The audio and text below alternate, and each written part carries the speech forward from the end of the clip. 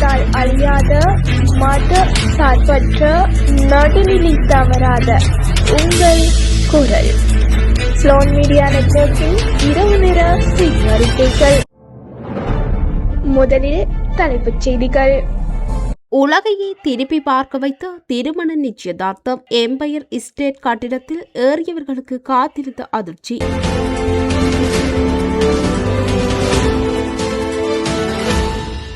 காணாமல் போனோர் உறவுகளுக்கான ஒத்துழைப்பை வலுப்படுத்தும் நோக்கில் புதிய ஒப்பந்தம்.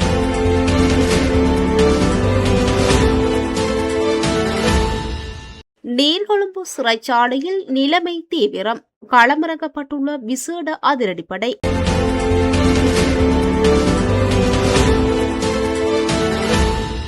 கொழும்பு புறநகர் பகுதிகளில் 218 மில்லியன் ரூபாய் மதிப்பிலான புனரமைப்பு திட்டம்.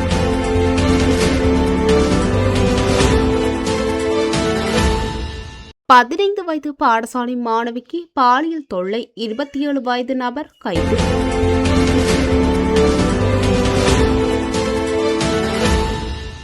டெங்கு ஆபத்து பகுதிகளை அறிவிக்க புதிய இலக்கம் அறிமுகம்.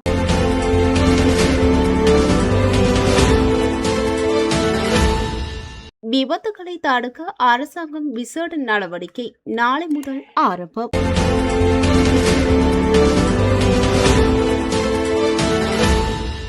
இரண்டாவது டெஸ்டில் இலங்கை வலுவான நிலையில். தொடர்பான விரிவான செய்திகள். சமூக ஊடகங்களில் பிரபலமான ரஷ்ய சாகச கட்டட ஏறுபவர்களான ஏஞ்சலா நிக்கோலாவ் மற்றும் இவான் பீர்கஸ் ஆகியோர் நியூயார்க்கில் உள்ள எம்பயர் ஸ்டேட் கட்டிடத்தின் உச்சி பகுதியில் திருமண நிச்சயார்த்தம் நடத்தியதை அடுத்து கைது செய்யப்பட்டுள்ளனர்.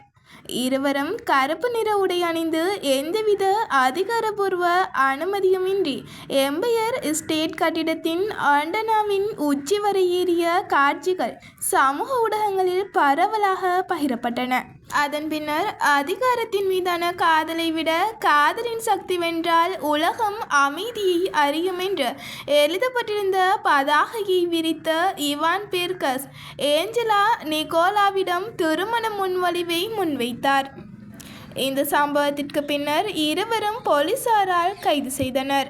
அவர்கள் மீது சட்டவிரோதமாக கட்டிடத்திற்குள் நுழைதல், பிறரின் உயிருக்கு ஆபத்து விளைவிக்கும் வகையில் செயற்பட்டல் போன்ற சொத்து சேதம் ஏற்படுதல் உள்ளிட்ட கடுமையான குற்றச்சாட்டுகளும், சட்டவிரோதமாக தனியார் சொத்திற்குள் நுழைந்தது தொடர்பான சிறிய குற்றச்சாட்டுகளும் சுமத்தப்பட்டுள்ளன.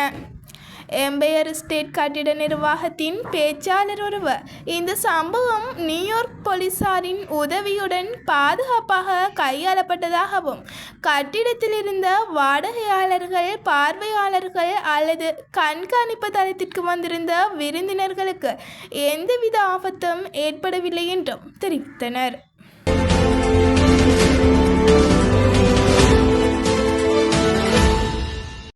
காணாமல் போனோர் அலுவலகமும் புனர்வாழ்வு பணியகமும் காணாமல் போனோர் தொடர்பான விடயங்களில் நிறுவன ரீதியான ஒத்துழைப்பை வலுப்படுத்தும் நோக்கில் ஒரு புரிந்துணர்வு ஒப்பந்தத்தில் கையெழுத்திட்டுள்ளன.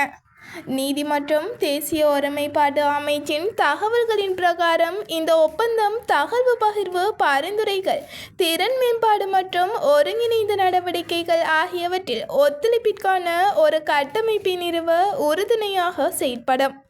அத்துடன் காணாமல் போனவர்களை கண்டறிவதிலும் பாதிக்கப்பட்ட குடும்பங்களுக்கு ஆதரவளிக்கும் இரு நிறுவனங்களின் முயற்சிகளை மேம்படுத்துவதற்கான அர்ப்பணிப்பை மேலும் வலுப்படுத்தும். காணாமல் போனோர் அலுவலகம் இதற்கு முன்னர் இலங்கை மனித உரிமைகள் ஆணைக்குழு, செஞ்சிலுவை சங்கத்தின் சர்வதேச குழு, தேசிய ஆவண காப்பக திணைக்களம் மற்றும் பதிவாளர் நாயகம் திணைக்களம் உள்ளிட்ட பல முக்கிய அரசு மற்றும் சர்வதேச நிறுவனங்களுடன் புரிந்துணர்வு ஒப்பந்தங்களை மேற்கொண்டுள்ளது.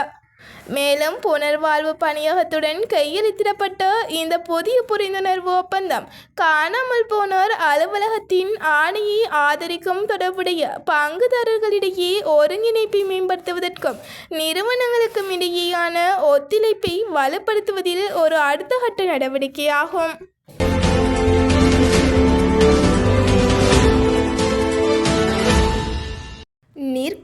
சிறைச்சாலையில் இரு கைதிகள் குழுக்களுக்கிடையே சற்று முன்னிற்பட்ட அமைதியின்மையால் 16 பேர் காயமடைந்துள்ளதாக நீர்கொழும்பு வைத்தியசாலை பணிப்பாளரை மேற்கோள் காட்டி தகவல் வெளியாகியுள்ளது. நீர்கொழும்பு சிறைச்சாலையில் கைதிகளுக்கு இடையில் மோதல் ஏற்பட்டுள்ளதாக தகவல்கள் தெரிவிக்கின்றன. இந்த சம்பவத்தில் சுமார் 20 பேர் வரையில் காயமடைந்துள்ளதாக தெரிய வருகிறது. கைதிகளின் 2 குழுக்கள் இடையில் இந்த மோதல் இன்று ஏற்பட்டதாக தெரிவிக்கப்படுகின்றது. இந்த நிலையில் பதற்ற நிலைமையை கட்டுப்படுத்துவதற்கான நடவடிக்கைகள் முன்னெடுக்கப்பட்டுள்ளதாக குறிப்பிடப்படுகின்றது. காயமடைந்தவர்கள் நீர்கொழும்பு பொது வைத்தியசாலையில் அனுமதிக்கப்பட்டுள்ளனர். அவர்களின் இருவரது நிலைமை கவலைக்கிடமாக உள்ளதாக வைத்தியசாலை தகவல்கள் தெரிவிக்கின்றன.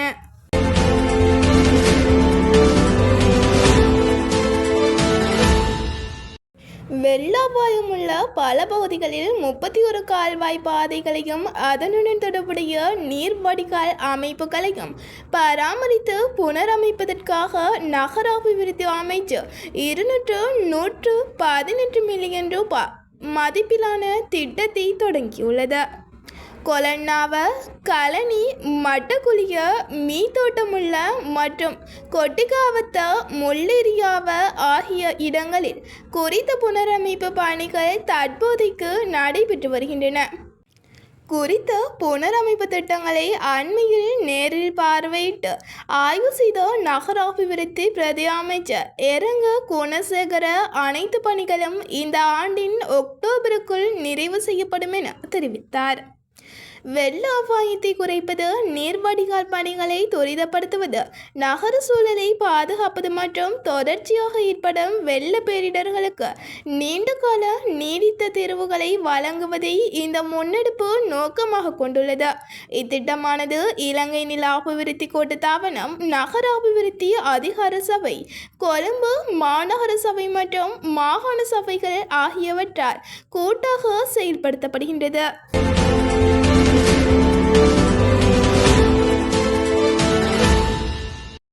விழுப்புரம் அருகே உள்ள திருப்பாச்சனூர் பகுதியில் பாடசாலை மாணவிக்கு பாலியல் தொந்தரவு அளித்ததாக கூறப்படும் 27 வயதுடைய இளைஞர் ஒருவரை போலீசார் கைது செய்துள்ளனர். போலீசார் தெரிவித்ததாவது, சம்பவத்தன்று கடையிலிருந்து வீட்டிற்கு நடந்து சென்று கொண்டிருந்த 15 வயதுடைய மாணவிக்கு ரஞ்சித் பாலியல் தொந்தரவு அளித்ததாக கூறப்படுகின்றது. சம்பவம் தொடர்பாக மாணவி தனது பெற்றோரிடம் தெரிவித்ததை தொடர்ந்து அவர்கள் விழுப்புரம் அனைத்து மகளிர் போலீஸ் நிலையத்தில் முறைப்பாடு செய்தனர். இதனை அடுத்து போக்சோ சட்டத்தின் கீழ் வழக்கு பதிவு செய்த போலீசார் ரஞ்சித்தை கைது செய்து மேலதிக விசாரணைகளை முன்னெடுத்து வருகின்றனர்.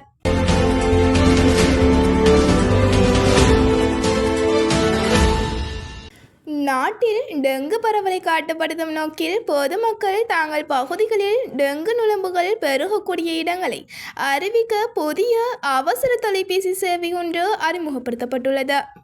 கிளீன் ஸ்ரீலங்கா வேலை திட்டத்தின் மேலதிக செயலாளர் தெரிவித்ததாவது, மக்கள் தங்கள் பகுதிகளில் பயன்படுத்தாத நீர் தேங்கும் பாத்திரங்கள், கழிவுகள், பழைய டயர்கள் போன்றவற்றில் டெங்கு நுளம்புகள் பெருகும் வாய்ப்பு உள்ள இடங்களை அடையாளம் கண்டால் உடனடியாக டெங்கு நிவாரண மையத்திற்கு தகவல்கள் வழங்குமாறு கேட்டுக்கொள்ளப்பட்டுள்ளது. இதற்காக டெங்கு நிவாரண மையத்தின் அவசர தொலைபேசி இலக்கம் 0117966366 பொதுமக்கள் பயன்பாட்டிற்கு அறிமுகப்படுத்தப்பட்டுள்ளது. இந்த இலக்கத்தின் ஊடாக பொதுமக்கள் தாங்கள் பகுதிகளில் காணப்படும் ஆபத்தான இடங்களை அறிவிக்க முடியும் எனவும் அதிகாரிகள் தெரிவித்துள்ளனர்.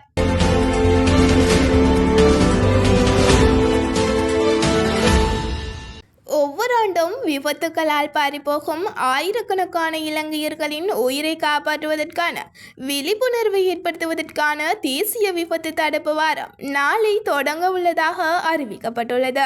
நாட்டில் உள்ள அரசு மருத்துவமனைகளில் உள்நோயாளிகளாக அனுமதிக்கப்படும் நோயாளிகளில் கணிசமான சதவீதத்தினர் விபத்துக்குள்ளாலேயே சிகிச்சை பெறுகின்றனர். அவற்றுள் கீழே விழுதல், சாலை விபத்துக்கள், பணியிட விபத்துக்கள், நீரில் மூழ்குதல் மற்றும் வீட்டு விபத்துக்கள் ஆகியவை முக்கிய இடத்தை பிடித்துள்ளன.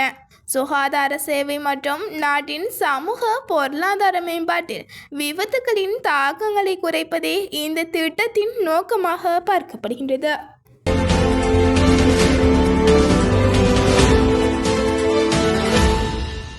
இலங்கை மற்றும் மேற்கிந்திய தீவுகள் அணிகளுக்கு இடையிலான 2வது டெஸ்ட் கிரிக்கெட் போட்டியின் 3ஆம் நாள் ஆட்டம் இன்று இடம்பெறவுள்ளது. போட்டியில் தமது முதலாம் இன்னிங்ஸிற்காக துடுப்பாடிய இலங்கை அணி நேற்றைய 2ஆம் நாளில் 9 விக்கெட்டுகளை இழந்து 549 ஓட்டங்களை பெற்றிருந்த போது ஆட்டத்தை இடைநிறுத்தி கொண்டது. குசல் மெண்டிஸ் 69 ஓட்டங்களையும் சோன தினுச 92 ஓட்டங்களையும் பெற்ற இலங்கை அணியை வலுவான நிலைக்கு எடுத்துச் சென்றனர். அதனை அடுத்து தமது முதலாம் இன்னிங்ஸை தொடர்ந்து மேற்கிந்திய தீவுகள் அணி நேற்றைய 2ஆம் நாள் ஆட்ட நேர நிறையில் ஒரு விக்கெட்டை இழந்து 58 ஓட்டங்களை பெற்றுள்ளது. இந்நிலையில் இன்றும் மேற்கிந்திய தீவுகள் அணி தமது முதலாம் இன்னிங்ஸை தொடரவுள்ளமை குறிப்பிடத்தக்கது. இத்துடன் இரவு நேர செய்தி அறிக்கைகள் முடிவடைகின்றன. மீண்டும் சந்திக்கலாம். நன்றி.